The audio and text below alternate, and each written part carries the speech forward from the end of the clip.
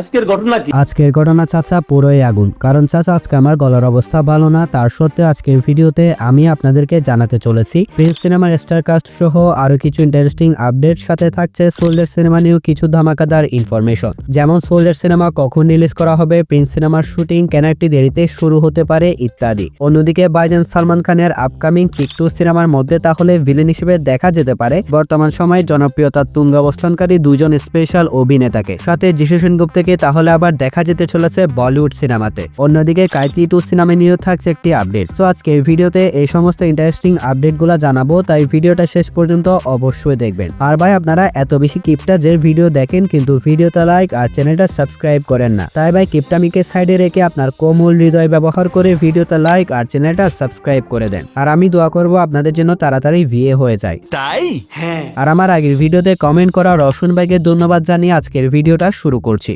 প্রথমে আসি ভাইজান সালমান খানের কাছে। তো বলিউড পাড়াতে গুঞ্জন উঠেছে সালমান খানের আপকামিং সিনেমা কিক 2-তে দেখা যেতে পারে রহমান ডাকাত অর্থাৎ অক্ষয় খান্নাকে। যদি এখানে তার চরিত্রটা কেমন হবে সেটা সম্পর্কে জানা যায়নি, তবে ধারণা করা হচ্ছে সিনেমাটার মধ্যে একটি পাওয়ারফুল ভিলেন ক্যারেক্টারে দেখা যাবে তাকে। বাকিটা অফিসিয়াল ঘোষণা আসা পর্যন্ত আমাদের অপেক্ষা করতে হবে। আর কিছু?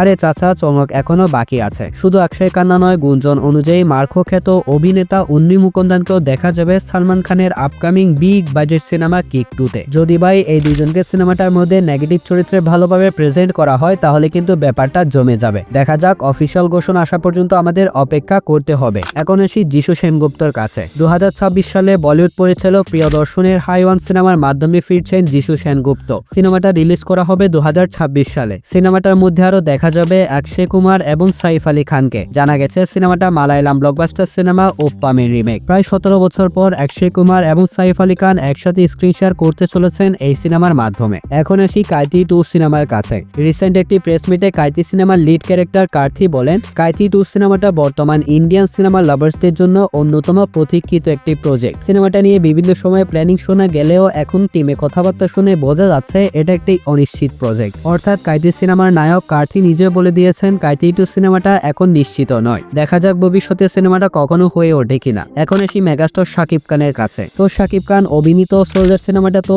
এই বছর ডিসেম্বরে রিলিজ করার কথা ছিল, কিন্তু নানা জটিলতার কারণে শেষ পর্যন্ত সিনেমাটা এই বছর আর রিলিজ করা হচ্ছে না। তো কিছু রিপোর্ট অনুযায়ী সিনেমাটার সম্ভাব্য রিলিজ ডেট হচ্ছে 2026 সালের ঈদুল আজহা।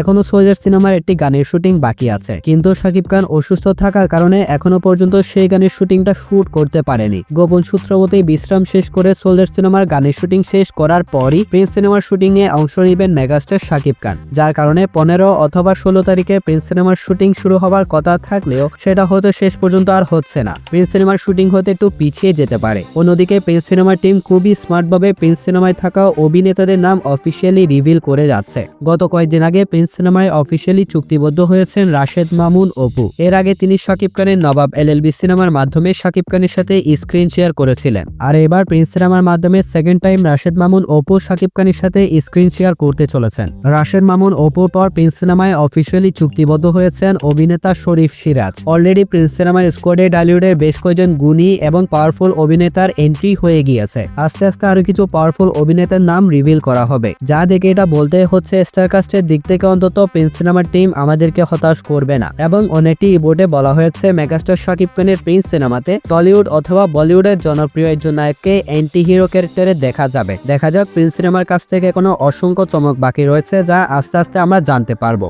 আর যে পাথরীদের মানুষগুলো এখনো পর্যন্ত ভিডিওতে লাইক আর চ্যানেলটা সাবস্ক্রাইব করেন নাই, তারা ভাই ভিডিওতে লাইক আর চ্যানেলটা সাবস্ক্রাইব করে দেন। তাহলে ভিডিওটা ছিল এতটুকু পর্যন্তই। দেখা হচ্ছে আরো একটি ভিডিওতে। ততক্ষণ ভালো থাকবেন, সুস্থ থাকবেন। টেক কেয়ার, আল্লাহ হাফেজ।